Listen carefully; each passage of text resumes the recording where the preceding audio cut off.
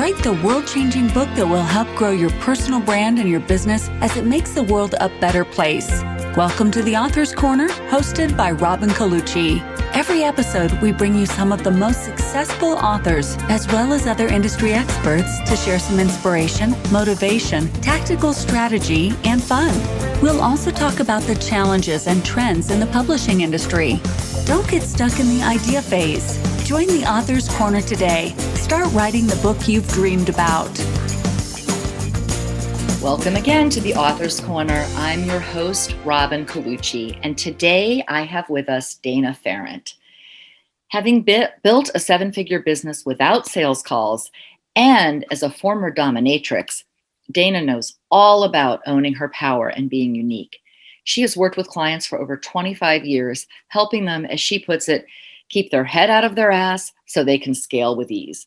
She's the author of 5 books, winner of multiple awards, and a woman who treats her own personal development like an extreme sport. These days, Dana is a business performance coach for those who love to play full out.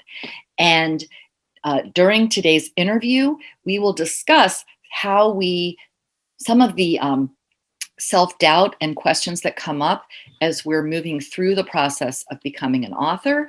And Dana's got some great strategies to deal with them, as well as much, much more. So sit back and enjoy. So Dana, welcome to the Author's Corner. Oh, thank you, Robin. I was so excited to get to spend some more time with you.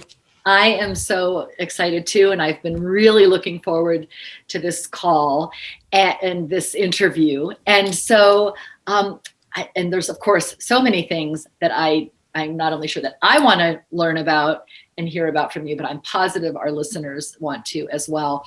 But maybe we could start out by you just talking to me. I'm just so curious about how you got into dominatrix work, and then also how you transitioned in, what sparked you to transition into business coaching? Because I find this so fascinating. I know they seem like very radically different ideas, but there's actually a lot of overlay. So I need to give a little bit of background in that I grew up in a cult. And when I left that at 18, I had to go on this journey of self-discovery, self-healing to get the crazy in my head to settle in and be normal, as far as normal can be. And for me, I actually discovered the most profound healing in the most unusual place, which was the dungeon. And that was what sparked me to want to go on to learn how to be a dominatrix, to, transition to the other side of the whip, so to speak. And exploring all of that changed who I was. It changed, how I showed up, how I moved, my ability to hold a space and be in control in a room really changed down at a molecular level. And that piece. So concurrent to being a dominatrix, I also was a massage therapist and built up a 7-figure massage supply outlet store. So I've got all these things going on. Yeah, I hate sitting still, clearly. So, when I started to hit a bit of a road bump in my business with the store, and we had to actually restructure everything, that gave me the chance to step back and realize, you know what? I had completely separated these two skill sets, the one of running the business and being super nice, and one of really being in my power and really being in control was over here, because I had learned to keep all of that, shh, don't talk about it, don't, keep it all secret. But I had also completely compartmentalized all of that power. So when I went through the restructuring with my business, I realized at that point that this was what was needed. We needed that dominatrix energy to come in to be leaders. Now, I call it this, and there's a lot of people that call it different language, but that's really the journey for me, is seeing how valuable being in your power, being willing to stand up and be unique and be seen, and all the things that we need to do as business owners all kind of come together in that package. I want to interject something here and just an observation, because as I was listening to you and I was thinking about this, this idea of as a woman, as I really think that what you're saying is speaking directly into some of the challenges that women business owners face in particular, right? And this feeling like, well, I know I need to be powerful to run my business, but maybe it's more important that I'm nice. and right. And this kind of tug of war that can go on. And I'd like to say a little bit more about like how this dominatrix archetype in a way, because it's not just the action of it, but there's something about embodying a certain archetype.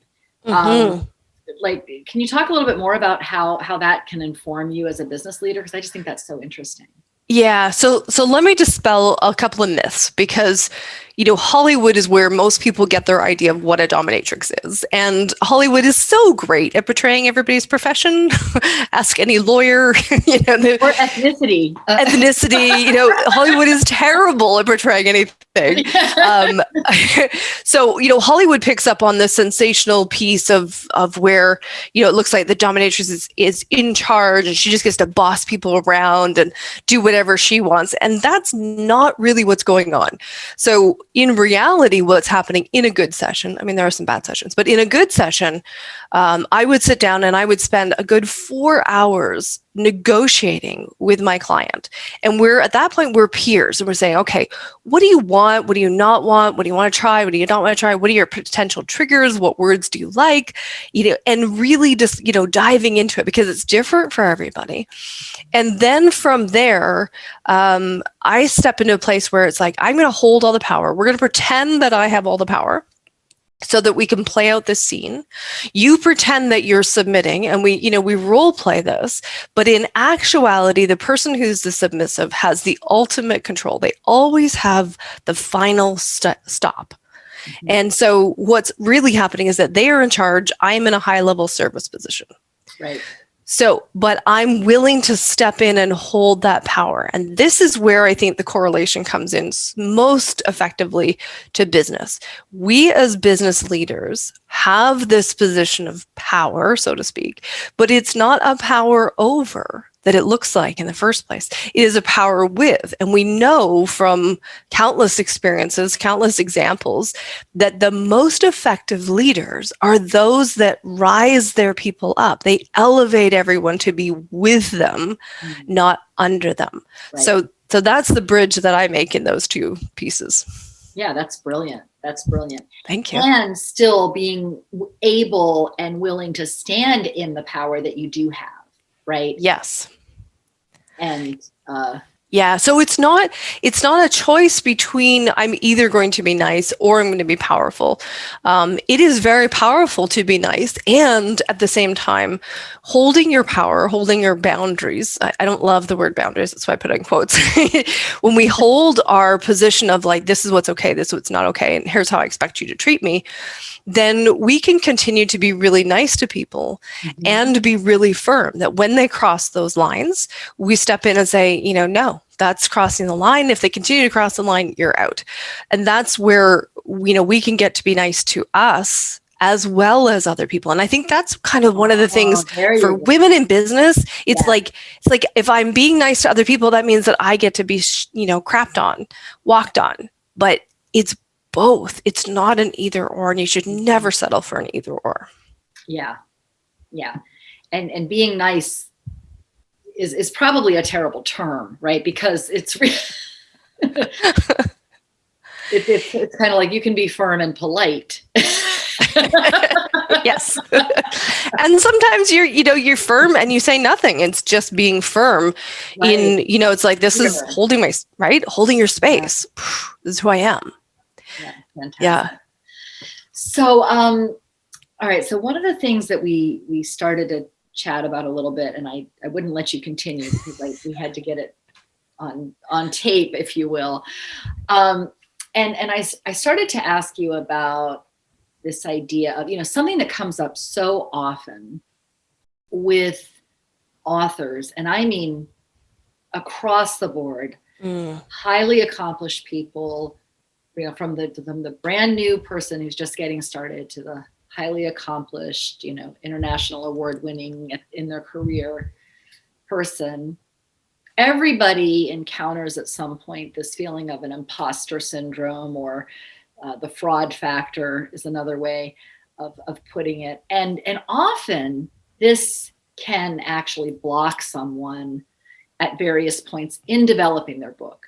And I've seen it happen everywhere from the the first steps to anywhere in the middle, and then even right up to the end. And people encounter what one of my former business coaches very eloquently termed the terror barrier, right? Where you're like, I've gone this far, but now this looks scary. And you start putting the brakes on and pumping the brakes. And I'm curious, in your experience, what are some of the observations that you've made around working with people or with this breaking through these kinds of barriers?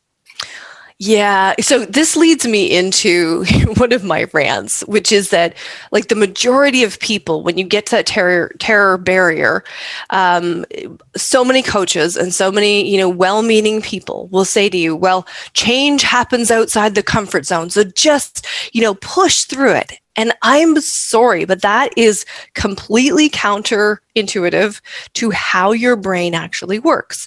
Because when we look at the neurology of our brains, approximately 70% of the population is wired in a way in which we are more strongly motivated to move away from pain than towards a goal. And this is what you're seeing with all the writers, is that I would say predominantly they're going to be away from people. So they want to not have a penalty of not getting paid, which allows them to get writing their book, or, there's something else. But that goal of, well, the book will be finished. That's not enough of a motivation to move forward. It's not enough of a motivation to say, I'm going to move into this pain and this discomfort and push through it. So where I like to go is I always like to spin things. I love to look at things differently. But the biggest thing I would say is to stop calling where you are a comfort zone, because it has never been a comfort zone. Oh my God. I don't know about you, but like when I want to lose 20 pounds or whatever, it's not comfortable. It's not comfortable. Having 20 pounds is not comfortable. It's not comfortable. I put on that COVID 25. That was not comfortable. Let me tell you, I'm not going to say that's a comfort zone. And this is the problem, is that when we label it a comfort zone, we can't push ourselves to go through it. But if we change that, we say, okay, where we are right now is more like a piss-soaked bed. I know I get a bit graphic. Okay. Well, as someone who just got a puppy recently. Right? So you know what I'm talking about. Who's not allowed on my bed for this very reason. Yes. I know exactly what you're talking about. Exactly.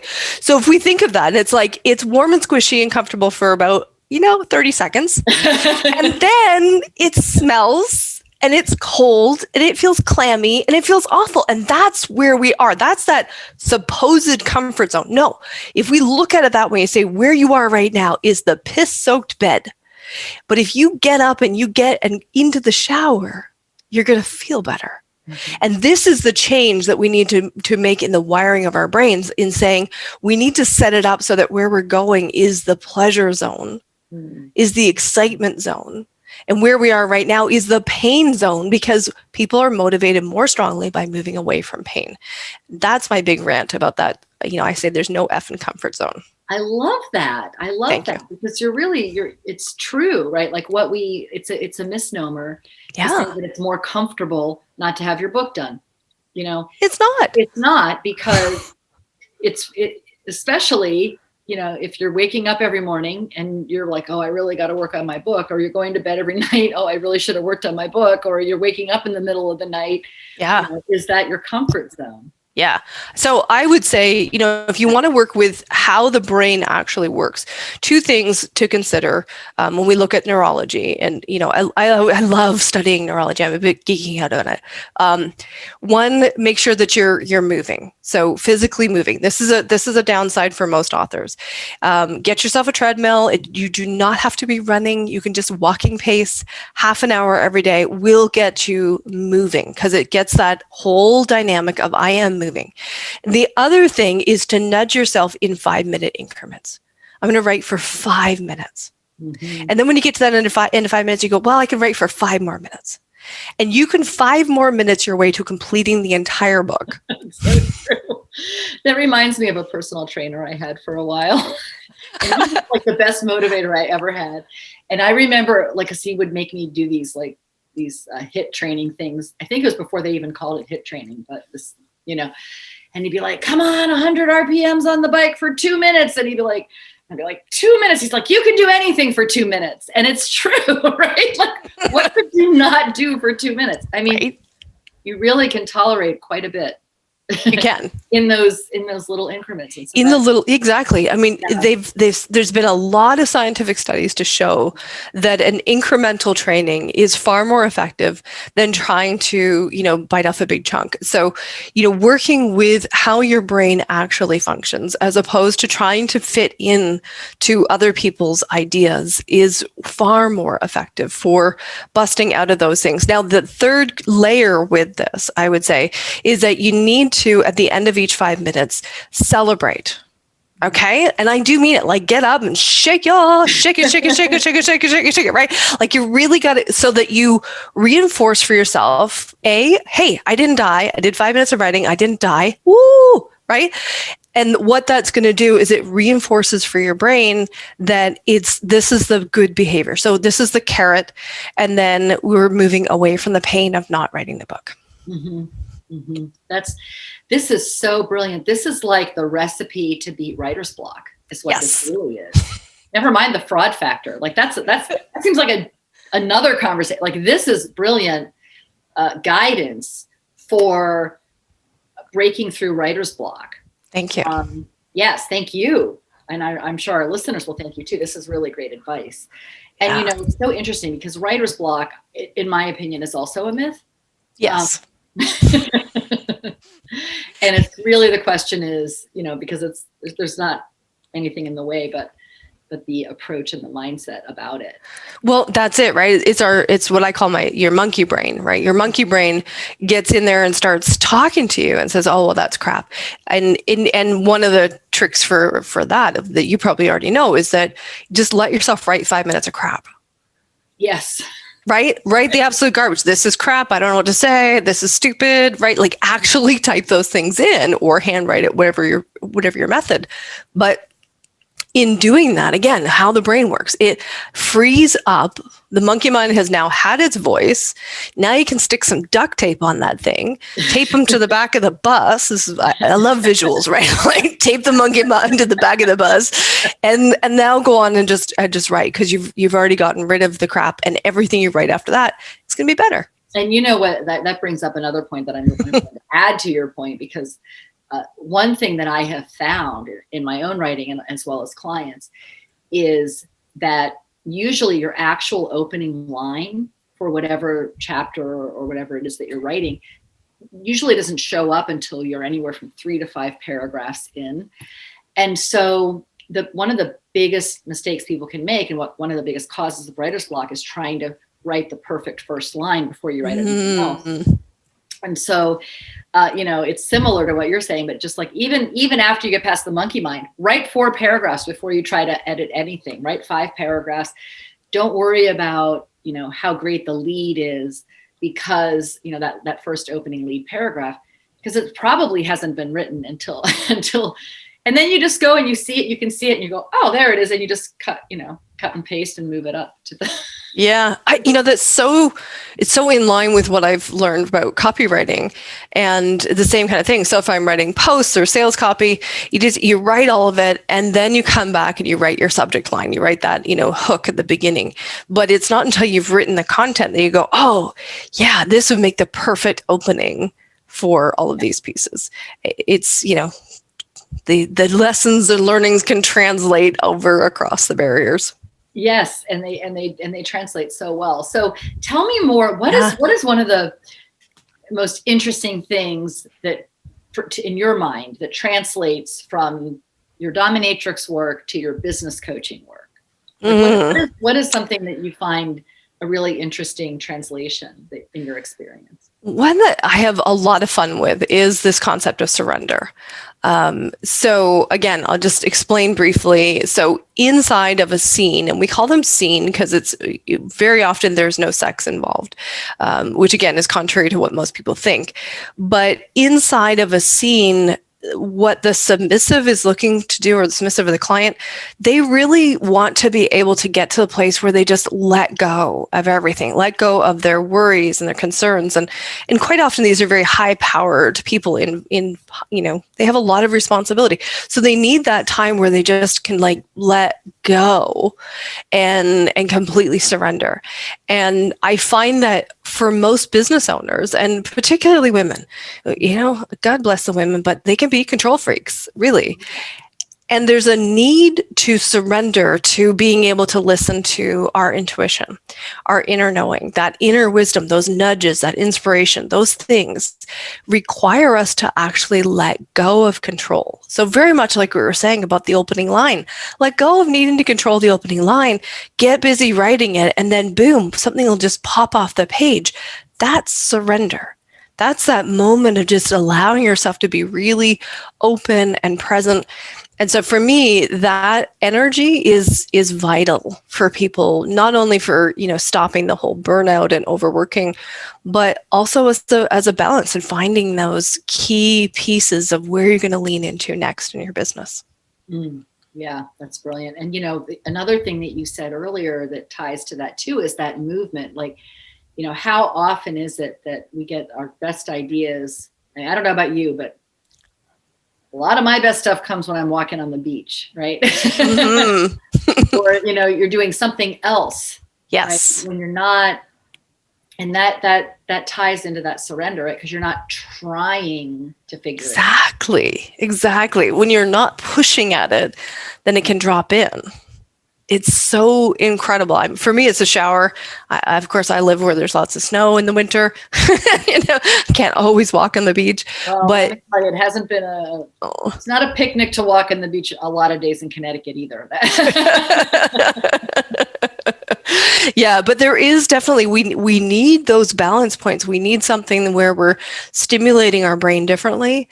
And then, all the processing that's going on is just happening in the background, and then boom, light bulb goes on. And then we have our next idea. Right.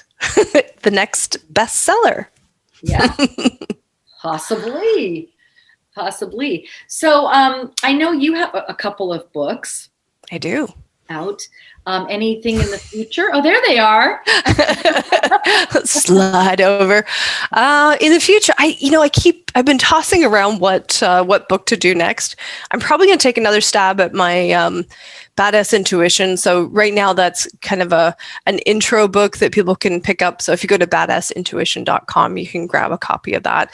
It gives you this 6-week process for really starting to be able to trust your intuition with very practical, tangible tools. I wouldn't mind expanding that and making it, the beginner, and then diving into more of the advanced and getting into some of the more woo and the magical side of intuition. That would be fun to play in. That sounds enticing. Yes. Other than that, I don't have any concrete plans right now, but who knows? I'm sure there'll be more books. Yeah. And tell us a little bit now. Let's switch to the business of authorship and kind of put that hat on.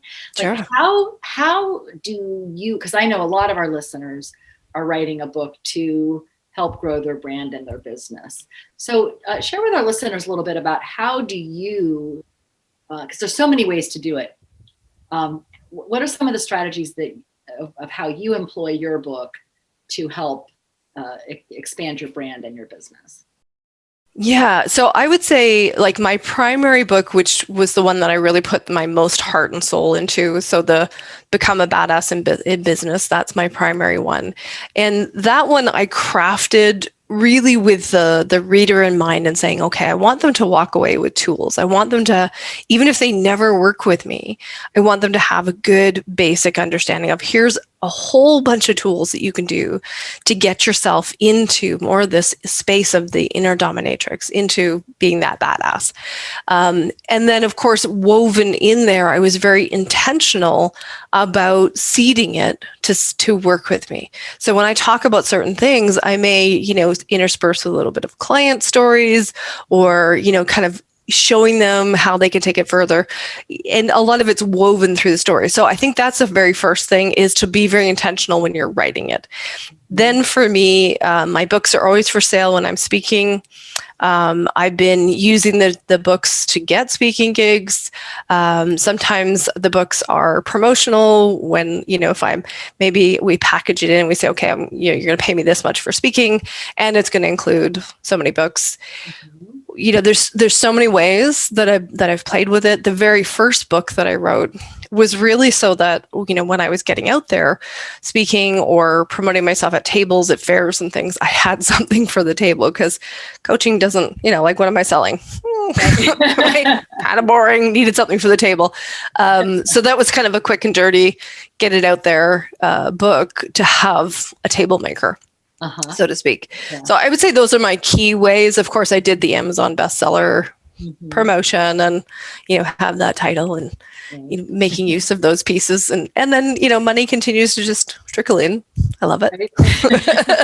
Yeah, I always remind people, as every chance I get, that, it's not the book sales where you're going to see the return on investment. No. It's people who've read your book, who reach out to you. One of the things, like, your strategy is great of, like, using actual client stories, because it really helps the reader. It's a great soft sell technique, because it helps the reader imagine themselves in that position or relating to that client. Always good to use examples of people that you loved working with. Exactly, so that you attract more of them. Exactly. More of the same. Yes. Yeah. I would say, a book done strategically, like right from the writing through to how you're promoting it and how you continue to use it, is a fantastic tool no matter what. I mean, for me to be able to say I have 5 published books, that also has a certain amount of credibility, even though it's really quite simple to self-publish. It's still a lot of work to write a book. So to say that I have 5 books under my belt also puts me at another level when I go and apply for speaking gigs, when I go to get on podcast interviews. People look at that and go, oh, this is not somebody who's done a one and done, book or a one compilation. They wrote 1 page, like it's a little more intensive and it says, okay, there's more substance in there. So I think there's a lot for credibility. Absolutely. Yeah. Yeah. And did you notice a shift, like, from before you were an author to after you became an author, to how people responded to you, like when you're seeking speaking gigs? Or for speaking gigs, definitely. I think there's a huge difference. I mean, it's always twofold, right? In that I saw myself differently, because I'd put that effort in and I completed that. So I presented myself differently and they saw me differently. So did they see me differently because I presented differently, or they see me differently because of the book? Bit of a chicken and egg kind of deal here. But I think either way, it does work. Yeah. I think that the most powerful is when you've worked hard enough on the book, when you put enough of you into the book and enough of your own personal inquiry into the book, that you have in fact transformed. I think that is the most powerful aspect of becoming an author. And, this is great. Like the Badass in Business book was that for me. It was 18 months to write it. And I would write, I'd spend a weekend writing, and then I'd have to take a month and do therapy and then spend another weekend writing, because I bared my soul and I talked about things that I hadn't been public about. And, it's not anything bad. It's just, I had spent so long in the closet with it, that coming out and realizing that, oh my God, my family might read this. And I said kind of, I outed them, right? Like there's things. So there was a lot to be looking at internally. It was definitely an internal transformation. Actually, I'd love to have you speak a little bit more to that, because I know that comes up quite a bit. Oh, cool. Especially with people writing memoir, but not even necessarily memoir, right? It comes up even in a business book, if you're sharing about your background. And when there's some of the people, you might not come across so great are still alive. And, so how did you navigate that? I think that's a really... So I need to kind of preface that I have a very unusual family. So growing up in the cult, half of them are not speaking to me. So that half, I don't care. I don't think they would ever read the book. The other half is a very strange relationship that, we don't talk about it. It was more my own internal. I'm like, okay, how am I going to feel knowing that there's a possibility that they'll read it? Also knowing that just having the title saying the Inner Dominatrix Guide to become a badass in business, they're probably not going to pick it up, but I still needed to become okay with that happening.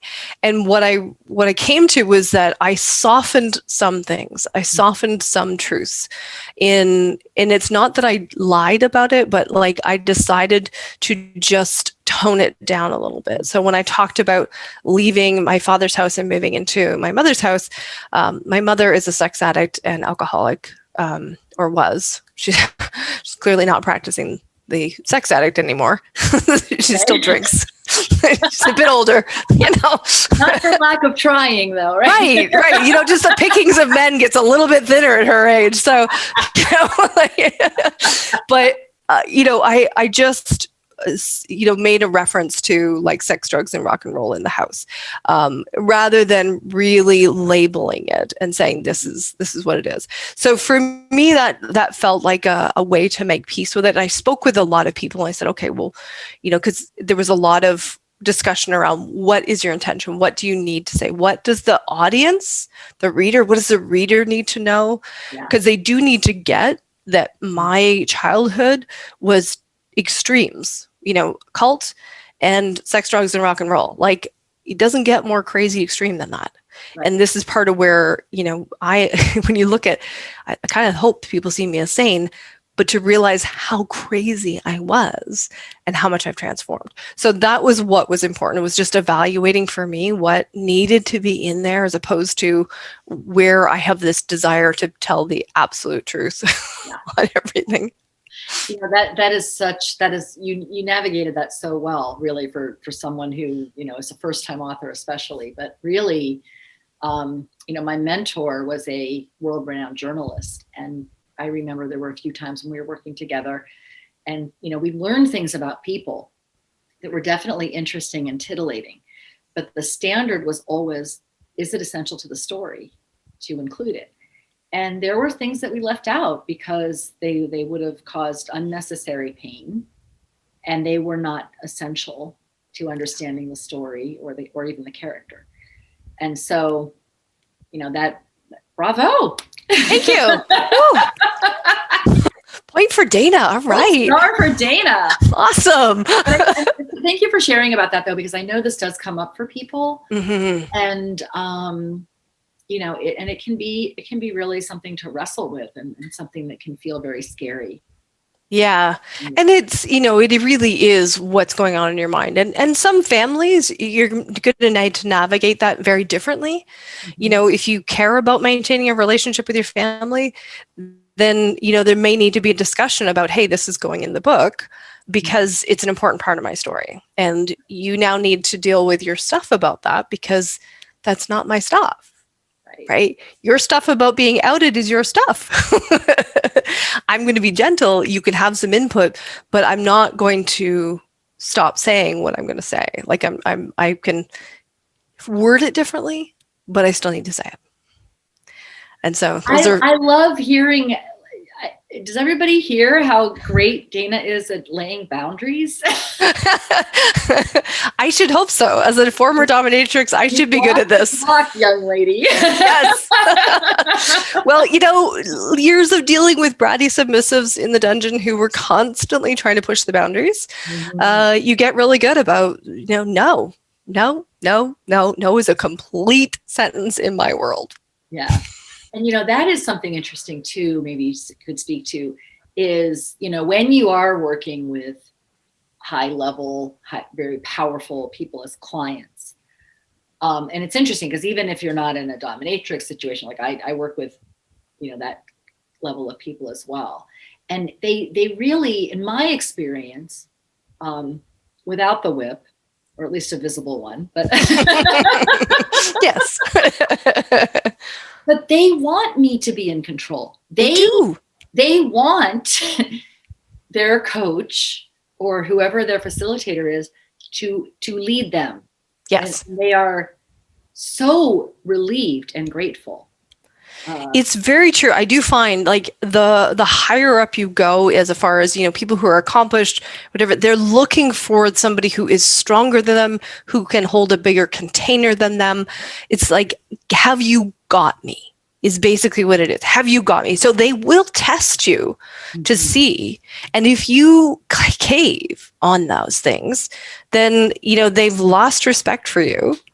Not to say that you can't win it back, but they're looking for it. So the reason that they're pushing you is to find out where those limits are. It's like a teenager, right? Always looking to find out, reinforce. Is it actually there? Do you actually mean that? No, let me try that again. I don't think you actually mean that. Just test you one more time. One more time. Just throw it out there. Maybe you don't mean it. I think that is so important to know, especially for people who are just getting started in coaching, right? Which is also part of our listenership. People who are thinking one day I'm going to do a book, but right now I'm developing my skills as a coach, as a leader. And this is an important lesson, right? Like I remember being both delighted and surprised, when I would start to get these clients and just be like, no, this is what we're doing. No, we're doing it my way. Because I don't know that your way works. Yeah. If you'd like to go test your way on your dime and your time, do that. Let me know. That's right. But we're doing this. This is how we do it here. And just to really get that how much they were literally relieved. Yeah. And then you just get older as a coach too, because you realize this is who I need to be to help this person get what they want as well. It's like they're counting on me to be strong. Yeah. Yeah. I learned this lesson. So I don't think I've ever shared this, but some good juicy bits. Yeah. So my very first pro dom client, I was not as firm on some of the boundaries and things, and I really let him kind of lead. And, afterwards I reached out to kind of like check in, because you check in afterwards, how was the session? And he's like, well, I really was hoping you'd be more firm. Mm-hmm. Like, you got to put me in my place. I'm like, damn it. So I lost him as a client. Yeah. And it stuck with me from there. It was like, oh, I got to be firm. And that's probably the hardest thing for people to lean into. And yet it's the biggest thing that we need to lean into. It's like, this is, like you say, this is how I'm doing the book process.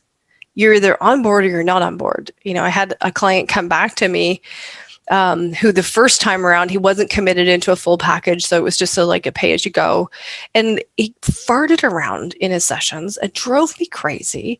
And I'm like, you could get so much more out of this. You're wasting your time. Like, what are you doing? And I couldn't really hold him to the task. So anyway, he came back and I'm like, all right, I'm going to asking him all kinds of questions. I'm like, why do you think you're ready? Why is it going to be different? I'm just like, I'm not ready to take your money until you show me that you're ready. And he's been a delight to work with this time around. Yeah. Such a breeze because I put firm boundaries in. Mm-hmm. Boundaries. Get my tongue to work today. So much for that professional speaker. Perfectional doesn't mean perfect, my friend.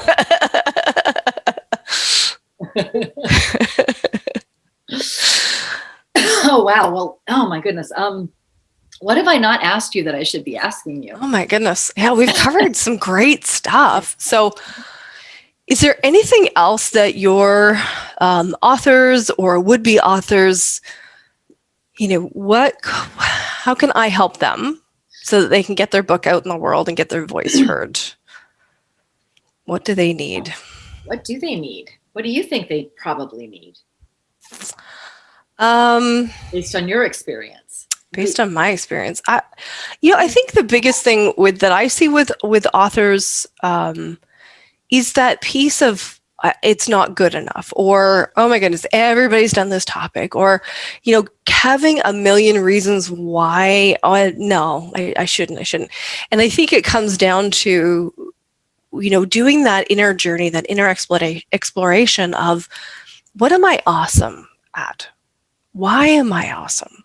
And this takes time. Like I just gave this assignment to my group program, and I said, okay, this may take you a year to do. I told them, I said, to really map out 10 very specific things that make you awesome and why people would want to hang out with you.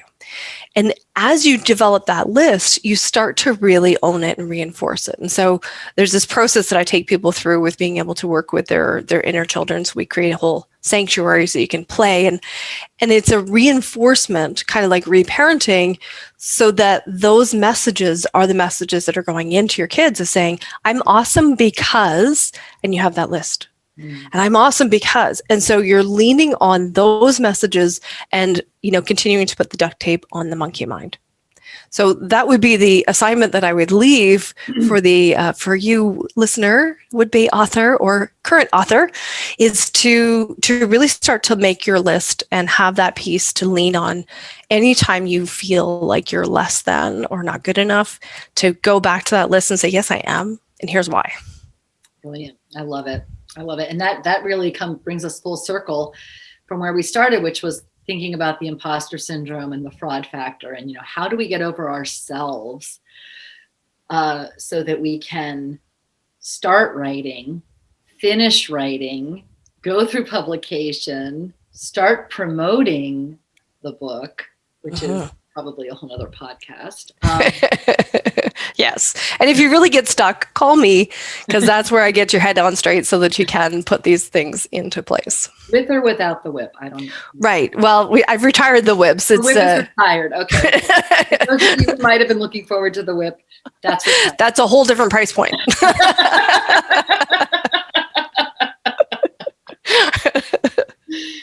Well, Dana, thank you so much for sharing so generously with us today. It has been an absolute pleasure having you here with us. Thank you, Robin.